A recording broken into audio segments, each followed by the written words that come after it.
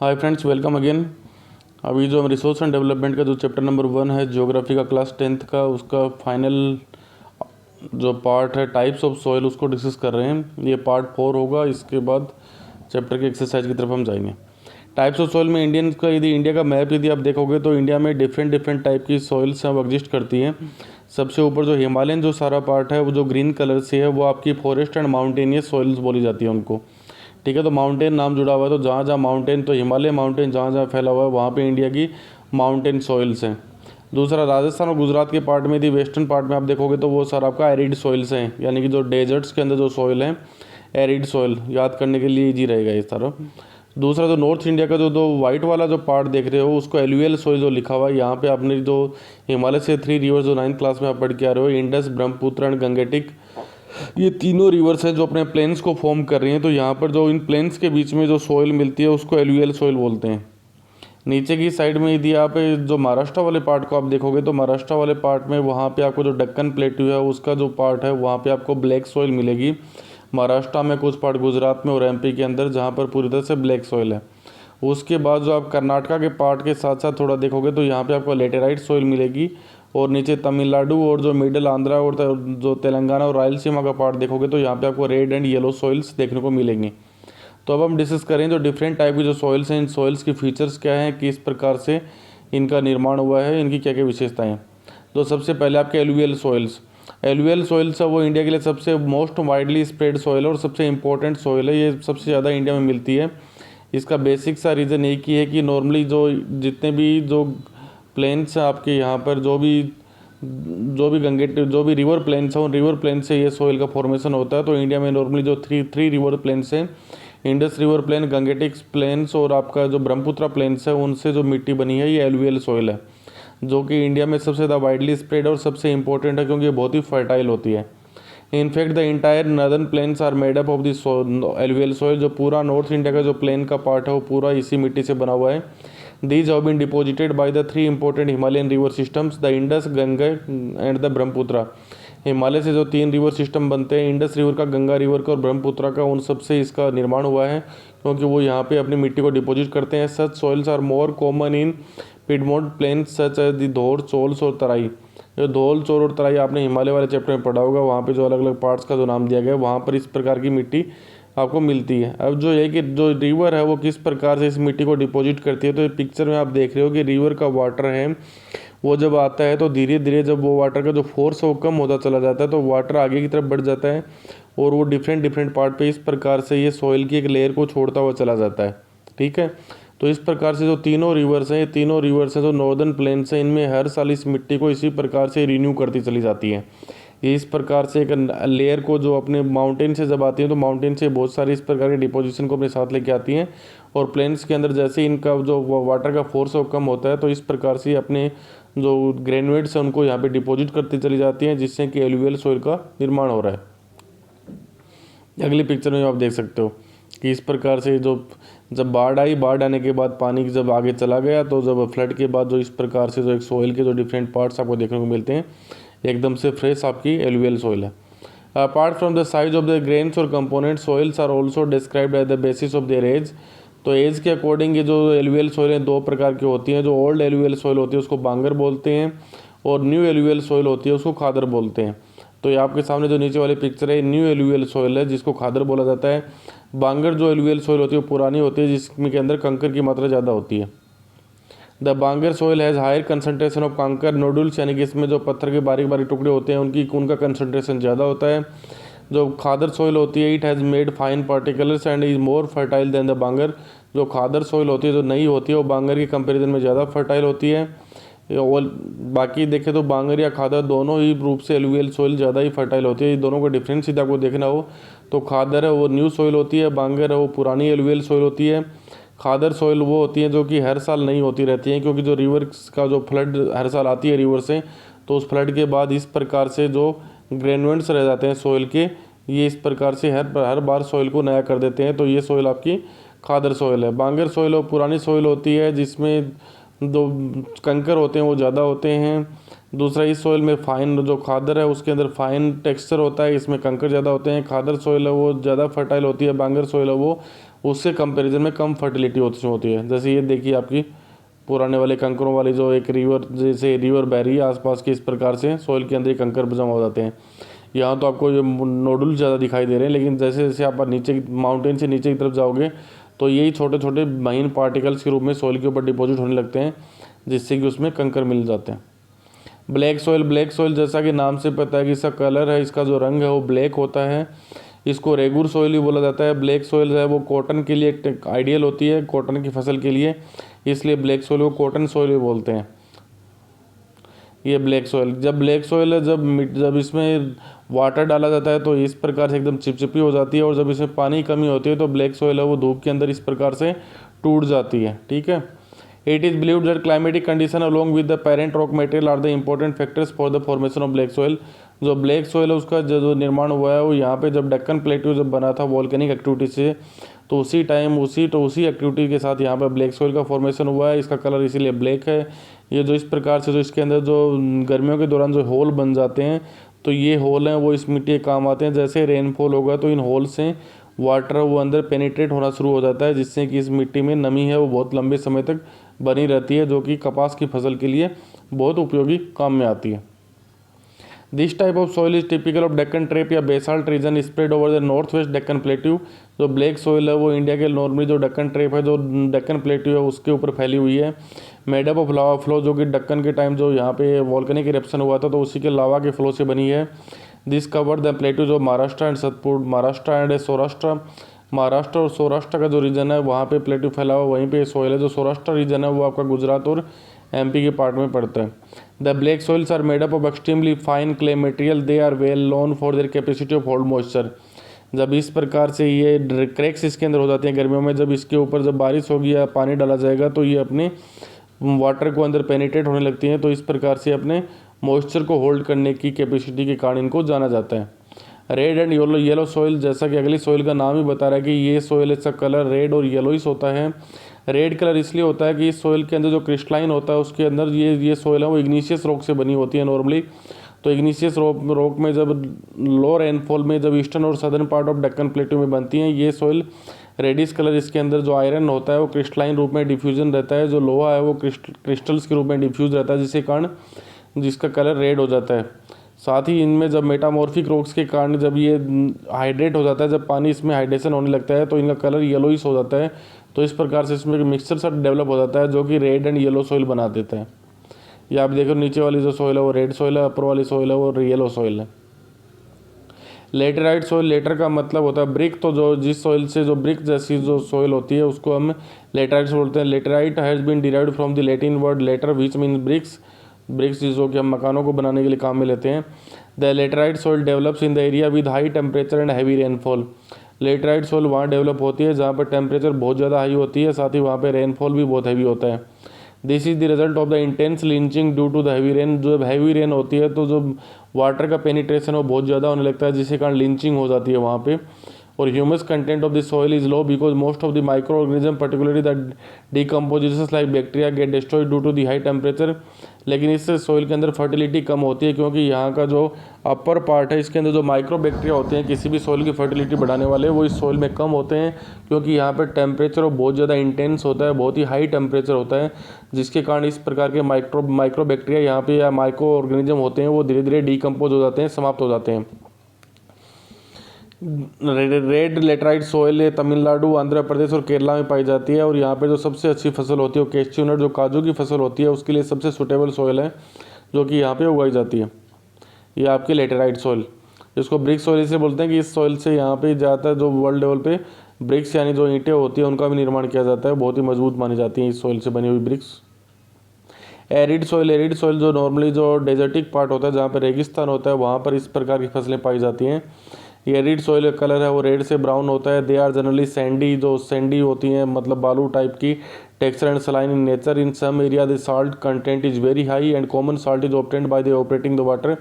जो इसके अंदर जो साल्ट की मात्रा होती है वो ज़्यादा होती है, क्योंकि ऑपरेशन है वो ज़्यादा होता है, टेम्परेचर ज़्यादा होता है, जिसके कारण यहाँ पर साल्ट की मात्रा बढ़ जाती है। Due to the dry climate वो बहुत ही ड्राई होता है, हाई टेम्परेचर होता है, एवोपरेशन फास्टर होता है, पानी की छोटी सी मात्रा भी जल्दी से एवोपरेट हो जाती है, जिसके कारण इस सॉइल में ह्यूमस की मात्रा कम होती है, साथ ही मॉइस्चर भी इसमें नहीं होता है। लेकिन इस सॉइल के अंदर यदि आपको इरीगेशन फैसिलिटी बेटर प्रोवाइड की जाए तो ये सॉइल है वो कई बार अच्छी फसलें भी देती हैं। जैसे कि राजस्थान का जो वेस्टर्न पार्ट है वहाँ पर इंदिरा गांधी कैनल के द्वारा वहाँ पे अच्छी प्रकार के एग्रीकल्चर को कन्वे किया जा रहा है। साथ ही इसके जो लोअर होरिजन होते हैं, जो अंदर का जो पार्ट होता है उसके अंदर इसमें कंकर भी मिलते हैं, यानी छोटे छोटे स्टोन्स के पार्ट्स भी मिलते हैं जो कि जिप्सम से बने होते हैं, जिसके कारण इस डाउन पोर्स के अंदर कैल्शियम कंटेंट है वो लगातार बढ़ता चला जाता है, जिसके कारण यहाँ पर थोड़ी सी रेनफॉल होने पर भी कई बार फ्लड आने की संभावना भी बढ़ जाती है, क्योंकि सॉइल की जो वाटर पेनिट्रेशन की जो कैपेसिटी है वो धीरे धीरे समाप्त हो जाती है या बहुत कम हो जाती है। अब ये जो responsible reasons for the soil erosion and soil conservation कि हमारे हमारे इंडिया में भी यदि हम देखते हैं तो बहुत सारी सॉइल्स है, बहुत लगातार उसका जो अपर पार्ट है वो धीरे धीरे समाप्त होता जा रहा है, जिसको इरोजन बोलते हैं। तो इसको कैसे कंजर्व कर सकते हैं और उसके रीजन्स क्या हैं? तो रीजन्स की हम पहले बात करें तो the soil cover and the subsequent washing down is described the soil erosion. जो सॉइल का जो अपर पार्ट है वो जब धीरे धीरे चला जाता है, वॉश आउट हो जाता है या वहाँ से हट जाता है तो उसको सॉइल इरोजन बोलते हैं। The process of soil formation and erosion go on simultaneously and generally there is a balance between the two. जो सॉइल फॉर्मेशन है, जो इरोजन है, ये जो प्रोसेस होती है वो दोनों साथ साथ चलती है और इन दोनों में हमेशा एक बैलेंस रहता है। लेकिन जब ह्यूमन एक्टिविटी का लगातार इसके अंदर इंटरफेयर बढ़ने लग जाता है तो सॉइल इरोजन की जो प्रोसेस है वो तेज़ हो जाती है और सॉइल फॉर्मेशन में तो लाखों साल लगते ही है, जिसके कारण जो डिसबैलेंस हो रहा है उसका नुकसान आज हमें उठाना पड़ रहा है। Sometimes this balance is disturb due to the human activities. लेकिन कई बार है ये जो बैलेंस है वो बिगड़ जाता है हमारी ह्यूमन एक्टिविटीज़ के कारण। जैसे ह्यूमन्स और डिफॉरेस्टेशन करते हैं, वनों को ज़्यादा काट रहे हैं, ओवर ग्रेजिंग करते हैं, अपने एनिमल से ज़्यादा ग्रेजिंग करवाने लगते हैं। कंस्ट्रक्शन एंड माइनिंग एक्टिविटी, पहले भी हमने डिस्कस किया था, माइनिंग एक्टिविटी के कारण जो डस्ट है वो इसके ऊपर आकर एक लेयर के रूप में बिछ जाती है। While nature forces like wind, glacier and water lead to the soil erosion. इन्हीं ह्यूमन एक्टिविटी के कारण कई बार जो विंड है वो सॉइल के अपर पार्ट को उड़ा के ले जाती है, जैसे डेजर्टिक पार्ट में होता है, या अचानक से जो फ्लड आता है उसके कारण अपर पार्ट सॉइल का चला जाता है, ग्लेशियर से यही काम होता है। तो इन सब चीज़ों से सॉइल है वो लगातार इरोड होने लगती है। The running water cuts through the clay soils and makes deep canals and the gullies. जो रनिंग वाटर है जब वो सॉइल को इस प्रकार से कट आउट करने लगता है तो उससे वो उसके अंदर जो चैनल्स बनाता है उन चैनल्स को गुलीज बोला जाता है। ये आप देखिए पिक्चर्स के अंदर एक गुलीज बने हुए हैं। जो रनिंग वाटर है वो ऊपर से नीचे की तरफ बह रहा है तो वाटर अपने फोर्स के कारण इस प्रकार से एक चैनल टाइप बनाने लग जाता है तो उसको गुलीज बोला जाता है। ठीक है। The land become unfit for cultivation and is known as the bad land in the Chambal basin. Such land is also called ravines. जब इस प्रकार से जो सॉइल इरोजन होता है तो जो ज़मीन होती है उस ज़मीन के ऊपर आप एग्रीकल्चर नहीं कर सकते हो, एग्रीकल्चर के लिए सूटेबल लैंड नहीं होती है, जिसको बैड लैंड या हिंदी में हम बंजर ज़मीन भी बोलते हैं। और चंबल में जब इस प्रकार का जो इरोजन होता है जो कि स्पेशली वहाँ पे रिवर्स के द्वारा किया जाता है तो उसको रिवाइंस बोला जाता है। ये चंबल में जो इरोजन होता है उसी का सीन है। देखिए यहाँ पे ज़मीन का कोई पार्ट बचा ही नहीं है, चारों तरफ से ज़मीन है वो पूरी रोड हो चुकी है। यदि आप कभी बाई ट्रेन दिल्ली से मुंबई जाते हो तो आपको चंबल का जो पार्ट है वो आगरा धौलपुर के आसपास देखने को मिलेगा। तो वहाँ पे इस प्रकार के पिक्चर्स को आप इजीली देख सकते हो। वहाँ पे पूरी की पूरी जो लैंड है वो इसी प्रकार से इरोड हो चुकी है, इसी प्रकार से ख़राब हो चुकी है। Sometimes water flows at a sheet over large areas down at slope. It in some cases the top soil is washed away. This is down at the sheet erosion. ये सीट इरोजन में ये होता है कि जब water है वो किसी ऊंचाई से ढलान की तरफ आता है तो अपने फोर्स के कारण जो सॉइल का जो अपर पार्ट होता है उसको अपने साथ बहा के ले जाता है, तो उसको सीट इरोजन बोलते हैं।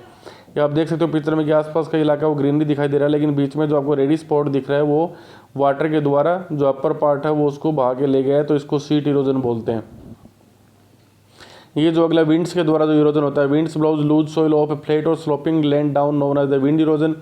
हवा जो तेज़ गति से चलती है तो वो सॉइल का जो अपर पार्ट होता है वो उसको अपने साथ उड़ा के ले जाता है, जिसके कारण भी इरोजन होता है। Soil erosion is also called due to the defective method of farming. कई बार हम जो खेती करने के जो हमारे डिफेक्टिव तरीके हैं, स्पेशली जो पहाड़ों के अंदर हम जो खेती करते हैं उससे भी सॉइल इरोजन होता है। प्लोइंग इन ए रॉन्ग वे। पहाड़ों के अंदर यदि आप मान लीजिए ढलान की साइड में ही आप हल चलाना शुरू कर दोगे तो सॉइल इरोजन गारंटेड और बढ़ जाएगा। ठीक है। यदि आप डाउन स्लोप में उसको करते हो तो वाटर को अपना एक चैनल मिल जाता है उसको इरोड करने के लिए, जिसके कारण भी सॉइल इरोजन होता है। तो हमारी खेती करने के जो तरीके हैं यदि उसको भी अनसाइंटिफिक तरीके से यदि हम खेती करेंगे तो उससे भी सॉइल इरोजन हो जाता है। अब इसके मेथड्स क्या हैं, किन किन मेथड से हम सॉइल कंजर्वेशन कर सकते हैं, सॉइल के इरोजन को कम कर सकते हैं। तो सबसे पहला जो तरीका हम देख रहे हैं कि जो प्लोइंग है वो उसको काउंटर लाइन्स के साथ करके हम जो वाटर का फ्लो है या वाटर का जो स्लोप है उसको रोक सकते हैं। इसको हम काउंटर प्लोइंग बोलते हैं। यानी मान लीजिए कहीं भी वाटर का जो फोर्स आ रहा है उस फोर्स को यदि हम कम कर दें तो उसके कारण जो इरोजन है वो धीरे धीरे रुक जाता है। वाटर के ये फोर्स को यदि आप कम कर दोगे, जो सीट इरोजन हो रहा है उसको रोक सकते हो आप, पहाड़ों से जो इरोजन हो रहा है उसको भी रोक सकते हो। जैसे सिंपल सा ये इन्होंने ये आप देखिए इसको काउंटर प्लोइंग वाले पार्ट में इसी में देखेंगे कि जैसे आप देखिए वाटर का जो फोर्स है उसको किस प्रकार से कम किया जा रहा है। यहाँ पे फोर्स तेज़ था, फिर आगे का इन्होंने बैंड लगा दिया तो वाटर का फोर्स और कम हो गया, फिर यहाँ पे और कम हो गया। और इसी प्रकार से जो दोनों पार्ट हैं कैनाल्स के, इन दोनों की साइड में जो लंबे लंबे पेड़ उगाए गए हैं इसको आप शेल्टर बेल्ट्स के रूप में भी यूटिलाइज कर सकते हो। टेरेस कल्टीवेशन आप सभी ने देखा होगा, पहाड़ों के ऊपर जो ढलान के अंदर जो कल्टीवेशन किया जाता है, स्पेशली टी गार्डन्स वगैरह में आपने देखा होगा। Steps can be cut out on the slopes making terrace cultivation restricts erosion. तो पहाड़ों के ऊपर स्लोप्स के ऊपर जो ढलान के ऊपर जो इस प्रकार का जो इरोजन होता है उसको हम टेरेस कल्टीवेशन से रोक सकते हैं। Western and central Himalayas have well developed terrace farming. Western और सेंट्रल हिमालय माउंटेन्स में हमने इस प्रकार के वेल डेवलप्ड टेरेस फार्मिंग कर रहे हैं जिससे कि सॉइल इरोजन को वहाँ पे रोकने में हमें हेल्प मिली है। ये देखिए इस प्रकार से आप टेरेस के रूप में फॉर्मिंग कर रहे हो, एक के ऊपर एक। तो वाटर मान लीजिए आप देखोगे कि सबसे ऊपर से चलेगा तो वो हर सीढ़ी के ऊपर जैसे जैसे आएगा तो उसकी जो स्पीड है वो कम होती चली जाएगी। तो जब उसके अंदर फोर्स स्पीड नहीं होगी तो उसका फोर्स कम होगा तो उसके द्वारा इरोजन नहीं हो पाएगा। और इसी प्रकार से यदि एक डायरेक्ट लाइन में यदि हम एग्रीकल्चर करते हैं तो उसका जो फोर्स है वो और बढ़ जाता, जिसके कारण स्लोप और ज़्यादा हो जाता। अगला जो स्ट्रिप क्रॉपिंग है, स्ट्रिप क्रॉपिंग ये बोलते हैं कि अलग अलग टाइप की मिक्सिंग करके आप फसल उगाते हो या फसलों के अंदर कुछ फसल बीच में ऐसे उगाते हो जिसकी हाइट है वो कम रहती है और आसपास में फसल ऐसे उगाते हो जिसकी हाइट ज़्यादा होती है। और ये जो ज़्यादा हाइट वाली फसल होती है वो विंड वगैरह से होने वाले इरोजन को रोकने का काम करती है, क्योंकि वो विंड के लिए एक बैरियर का काम करती है। जब तेज़ हवाएं चलती हैं तो वो बैरियर के रूप में उसकी स्पीड को कम कर देती है। Large fields can be divided into strips. Strips of grass are left to grow between two crops. This break up the force of the wind. तो ये जो विंड का जो फोर्स है उसको रोकने का काम करती है। This method is known as the strip cropping. ठीक है, इसको हम स्ट्रिप क्रॉपिंग के मेथड से जानते हैं। जब इस प्रकार से आसपास में दोनों साइड में आपकी फसल है उसकी हाइट ज़्यादा होती है और बीच में जो ऐसी फसल उगाई जाए जिसकी हाइट है वो कम होगी, तो इससे वो विंड का फोर्स है उसको हम कम कर सकते हैं।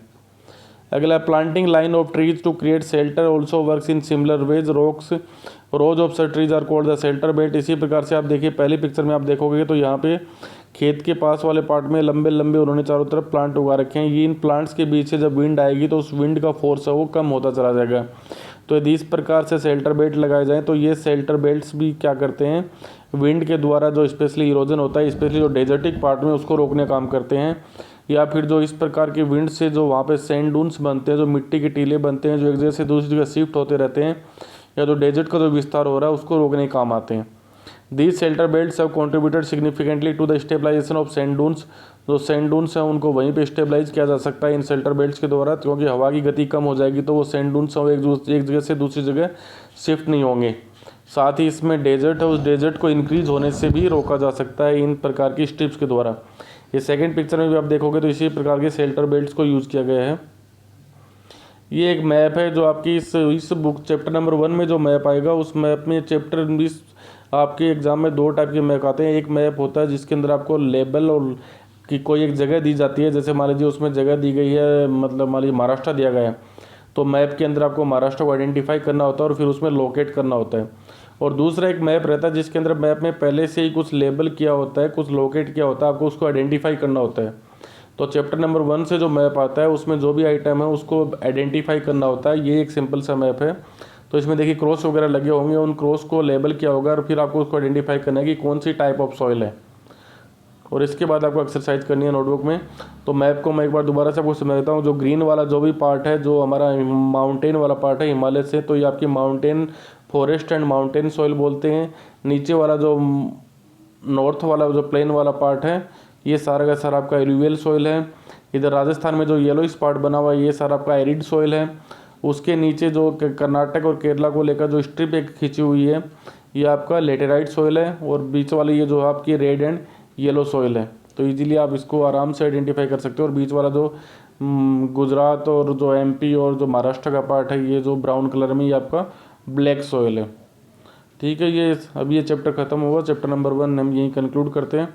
अगले चैप्टर से पहले चैनल को लाइक कीजिए, सब्सक्राइब कीजिए। Thank you, bye bye.